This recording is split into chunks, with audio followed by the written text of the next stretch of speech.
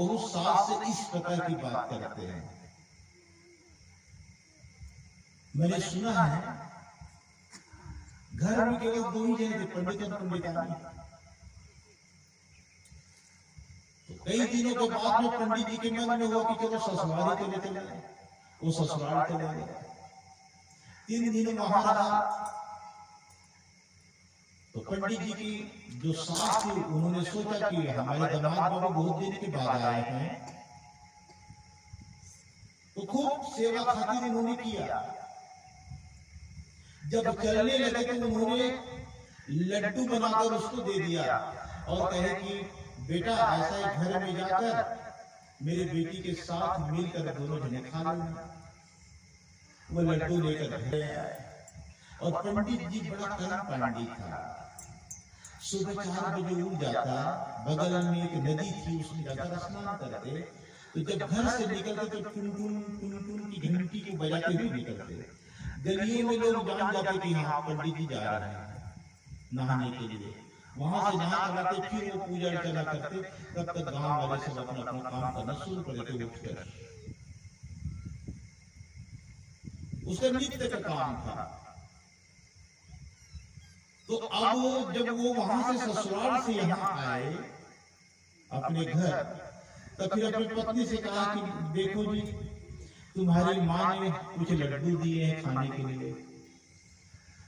तो पत्नी लड्डू को गिनती है तो केवल 9 लड्डू निकलते हैं। पत्नी कहती है सुनो जी मैं 5 खाऊंगी, तुम 4 खाना। पति ने कहा कि बड़ा जी बात, अरे लाया तो मैं हूं, 5 तो मैं खाऊंगा, तुम तो घर पर थी इसलिए तो 4 खा। पत्नी कहती है सुनो जी ये लड्डू मेरे मायके से आए हैं इसलिए मैं 5 खाऊंगी और तू 4 खा।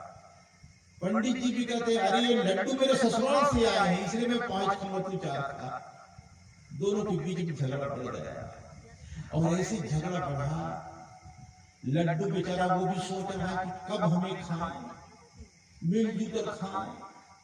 लड्डू सोच के अगर हमारे हाथ पर तो हम उसके मुंह में जाकर घुस जाएं, मगर लड्डू चले तो चले कैसे। सोच में लड्डू भी पड़े, अरे हमें भी तो खाने वाले हो। मगर झगड़ा दोनों के बीच में पड़ गया। आपस में फिर दोनों ने फैसला किया कि जो पहले बोलेगा वो 4 खाएगा, जो बाद में बोलेगा वो 5 खाएगा। इसकी आवाज थोड़ी कम करो, आवाज फट रही है। जो बोलेगा वो 4 और जो नहीं बोलेगा वो 5। ये फैसला हुआ। दोनों के दोनों अपने अपने बिस्तर पर लेट गए। सांझ हो गई। पंडित जी को भी भूख लगी, पंडिताई को भी भूख लगी। पंडिताई सोचने लगी कि शाम हो गई, भोजन कहाँ बनाऊं। जब भोजन बनाने में जाऊंगी तो पूछना पड़ेगा कि पंडित जी क्या खाओगे। जब मैं बोलूंगी तो फिर मुझे 4 खाना पड़ेगा। पंडित जी को भी भूख तो लग रही है, वो भी सोच रहे हैं कि पंडिताई जाए बनाए तो मैं कुछ खाऊं। मगर वो कहे तो कहे कैसे कि तुम भोजन बनाने जाओ, कहने के मतलब 4 खाना। वो भी चुप, ये भी चुप। रात के 8 बज गए, भोजन नहीं बना। 9 बज गए, सो गए, एकदम से सो गए। सुबह हो गई। पंडित और पंडिताई घर के अंदर में। गांव वाले ने कहा कि आज हो गया, पंडित जी आज घंटी लेकर आज नहाने क्यों नहीं गया।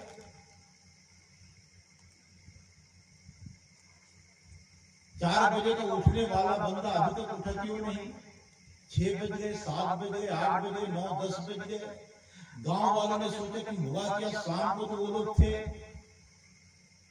दोनों के दोनों, मगर उठे क्यों नहीं। दरवाजा खटखटाया तो गांव वाले आए, दरवाजा खटखटाए, पंडित जी पंडिताई जी सुन सब रहे हैं मगर बोले क्यों नहीं। बोलने का मतलब गांव वाले सोचा कि हो ना हो, दोनों जने चले गए, मर गए होंगे। गांव वालों ने कहा कि हो सकता है मर गए हों या दरवाजा तोड़ डालो। तो फिर तोड़ने के पूरा औजार लाए गांव वाले, दरवाजा भी तोड़ डाले, जान दोनों को दोनों रहे कि दरवाजा टूट रहा है, मगर बोले कुछ नहीं। दोनों को जाकर उठाया गया कि पंडित जी कुछ न बोले, गांव वाले समझ गए कि पक्का मर गए। दोनों के लिए ठाट बनाई गई और दोनों को एक साथ लेटाए भी गए, जान सब रहे मगर बोले कुछ नहीं। शमशान घाट तक पहुंचाए, राम नाम सत्य है, सबके यही गत है, मगर बोले कुछ नहीं। चीता भी सज गई, चीता के ऊपर भी लेटा दिया गया, मगर बोले कुछ नहीं। अब तब आग लगाने वाले हैं। तब पंडिताई सोचने लगी, पंडित जी के छोटे छोटे बाल, मेरे बड़े बड़े बाल, मैं पहले जलूंगी तो पंडित जी जलेंगे। तब वो हार कर कहती कि जा पंडित, तू 5 खा, मैं 4 खाती हूँ। और बड़े मजेदार बात ये थी, उस गांव में केवल 9 घर थे और 9 घर के लोग गए थे। तो जब 9 घर के लोग गए हुए थे तो 9 आदमी हुए। गांव वाले ने सोचा कि हम ही लोग 9 आदमी हैं और पंडिताई कह रही कि तू 5 खा, मैं 4 खाती हूँ। गांव वाले समझे भूत भूत भूत भाग कर पीछे पीछे वो भी आया, पूछा गया तो पंडिताई को फिर गांव वाले देखे कि वो भी मारे डर के मारे भागते थे कि भूत बनकर आए। उन्होंने कहा कि वो भूत नहीं, पंडिताई है, मामला क्या है? मामला बताया। आपस में त्याग की भावना न होने के कारण मन में असमंजस की बात आई है। कोई भी वस्तु अगर बट रही है तो वहां हमें थोड़ा मिल जाए काफी है, पर्याप्त है। हमें जो दे दे वो ठीक, ना दे वो ठीक। घर को अगर बनाना, ध्यान में इस बात को रख लेना, अगर हमें अपने रिश्ते को काफी दूर तक चलाना है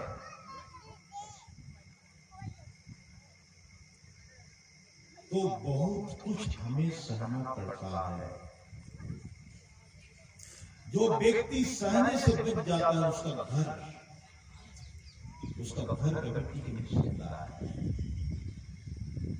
अपने रिश्ते को कायम करना है, कायम रखना है, अपने रिश्ते को लंबे समय तक चलाना है तो सहना पड़ता है। हम सब लोग भी समाज के बीच में रहते हैं।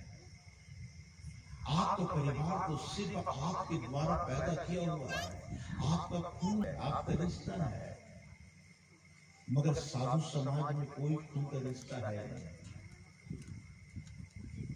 एक आश्रम में कोई उत्तर प्रदेश से आते हैं, कोई बिहार से आते हैं, कोई छत्तीसगढ़ से आते हैं, कोई झारखंड से, कोई उड़ीसा से, कोई गुजरात से, कोई महाराष्ट्र से, कोई एमपी से, और सब एक जगह रहते हैं। सबके अलग अलग प्रांत हैं, अलग अलग माँ बाप हैं, अलग अलग हर चीज, फिर भी एक साथ रहते हैं।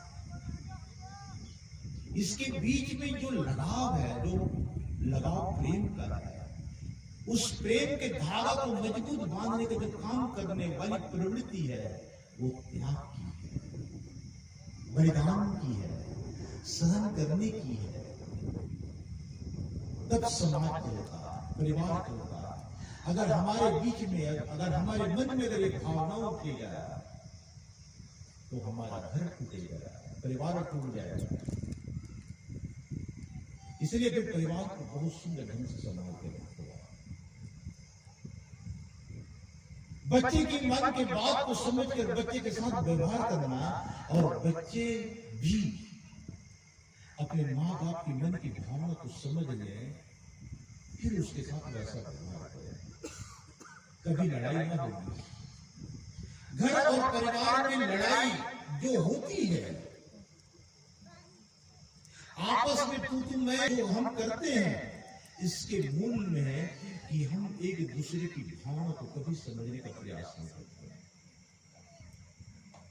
जिस घड़ी हम एक दूसरे की भावना को समझने का प्रयास करेंगे, उस घड़ी हम एक दूसरे को भी इज्जत करना शुरू करेंगे, उसका कदर करना शुरू करेंगे।